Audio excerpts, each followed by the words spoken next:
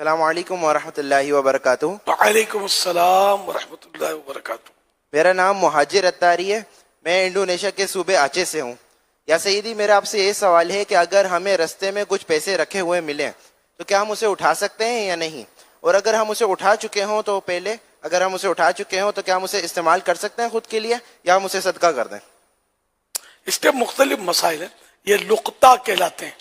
اب اگر اپنے ارادے سے اٹھایا رقم تو اب تو اس کو اعلان کرنا واجب ہو گیا، کمپلسری ہو گیا کہ اس کے مالک کو تلاش کرے، توبہ بھی کرے کہ اس نے اپنے ارادے سے اٹھایا تو یہ ایک غصب کی نیت کی، وہ گناہ گار بھی ہے، تو توبہ بھی کرے، اس کا مالک کو ڈھونڈے۔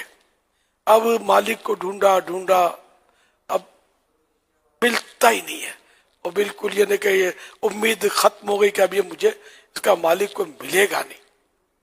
تو اب یہ کہ وہ رقم جو ہے کسی ایسے شخص کو جس کو زکوٰۃ دینا جائز ہو، فقیر شرعی جس کو بولتے ہیں، تو اس کو مطلب یعنی کہ یہ رقم دے دے۔ اور اگر اپنی نیت سے نہیں اٹھایا تھا کہ رکھنے کے لیے، ویسے ہی اٹھا لیا، تو اب یہ کہ اگر وہ پیسے خطرے میں نہیں ہیں تو واپس چاہے تو وہاں رکھ سکتا ہے اسی جگہ، مگر بہتر یہی ہے کہ اس کا مالک تلاش کرے۔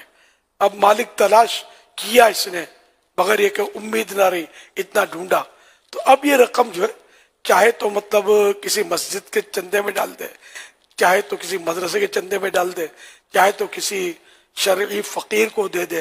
اگر خود شرعی طور پر ایسا ہے کہ یہ زکوٰۃ دے سکتا ہے، ایسا فقیر ہے، تو خود بھی رکھ سکتا ہے۔ یہ دوسری جو میں نے قسم بتائی نہیں، یہ اس کے لیے یہ مسئلہ ہے۔ پہلی وہی ہے خود نہیں رکھ سکتا، وہی طریقہ اس کا جو میں نے عرض کیا اس پر عمل کرنا ہے۔ دو صورتیں، اور مزید بھی اس میں کچھ تفصیلات بعض مسائل میں ہیں، تو وہ بہار شریعت کے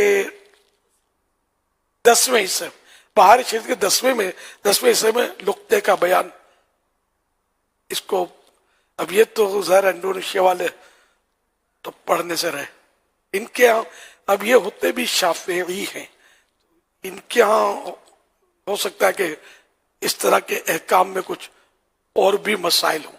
فقہی مسائل ان کو اپنے شافعی علماء سے ہی معلوم کرنے چاہیے۔ ہم تو حنفی کے اس میں بتاتے ہیں، ان کے لیے کوئی ہو سکتا ہے کہ مسئلے کا مسئلہ کھڑا ہو سکتا ہے، یہ بھی ان کو سمجھا دیں۔